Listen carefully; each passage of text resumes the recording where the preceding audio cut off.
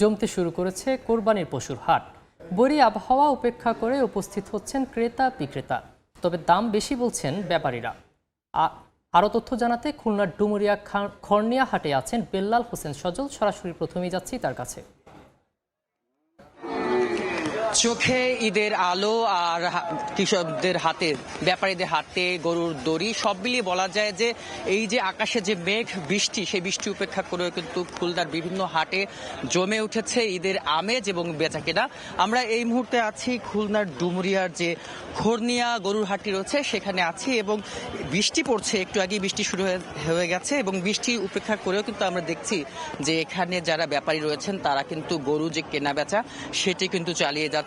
এবং বলা যায় যে এবার খুলনা বিভাগে যেই পরিমাণ চাহিদা, সে চাহিদার তুলনায় প্রায় 3,87,000 গরু বা কোরবানির পশু সেটি কিন্তু বেশি রয়েছে। ফলে সংকট নয় বরং সরবরাহ বেশি রয়েছে, এবং তার চিত্রই কিন্তু আপনারা দেখতে পাচ্ছেন যে খুলনার যে খর্নিয়ার গরুহাটটি রয়েছে সেখানে কিন্তু আমরা বলতে পারি যে একেবারে মানুষের যেমন ভিড় তেমনি গরুর ঘনঘাটা বলা যায়। এই ঘনঘাটার মধ্যেই কিন্তু আমরা দেখতে পাচ্ছি যে ঈদের যেটি আমেজ বা প্রস্তুতি সেটি কিন্তু শুরু হয়ে গেছে, এবং সেই চিত্র এখানে যারা ব্যাপারীরা রয়েছেন তারা গরু কেনা বেচায় ব্যস্ত, এবং ব্যাপারীরা যেটি বলছেন যে গরুর দাম তুলনামূলকভাবে একটু বেশি, এবং বিক্রেতারা যেটি বলছেন যে গরুর খাবারের যে দাম সেই দাম পোষাতে গিয়েই কিন্তু গরুর দাম বৃদ্ধি পাচ্ছে, এবং যারা ক্রেতারা রয়েছেন তাদের চাহিদার প্রথম সারিতেই রয়েছে মাঝারি এবং ছোট আকারের গরু।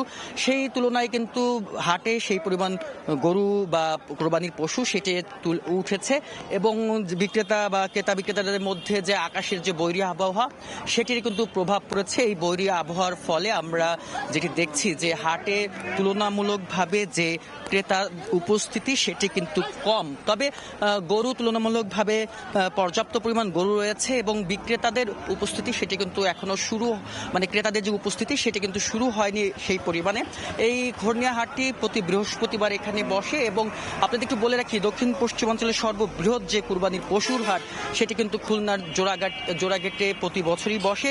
এবছরও 1 জুন মানে আর 2 দিন পরে কিন্তু খুলনার সর্ববৃহৎ যে কুরবানির পশুর হাট সেটি কিন্তু শুরু হবে, এবং বলা যায় যে সব মিলে কুরবানির পশুর যে সরবরাহ সেটি পর্যাপ্ত থাকার কারণে সংকট তো আসছেই না, বরং যারা ব্যাপারী রয়েছেন তারা যেটি বলছেন পার্শ্ববর্তী দেশের গরু যদি প্রবেশ না করে সেক্ষেত্রে কিন্তু ব্যাপারীরা সঠিক দাম পাবেন, এবং তাদের যে বেচা কেনা বা ঈদের আনন্দ কৃষকরা বা চাষিরা সেটি কিন্তু তারাও কিন্তু উপভোগ করতে পারবেন। এই ছিল আমার কাছে খুলনা থেকে যে কুরবানির পশু হাটের বেচা কেনার তার সর্বশেষ সংবাদ।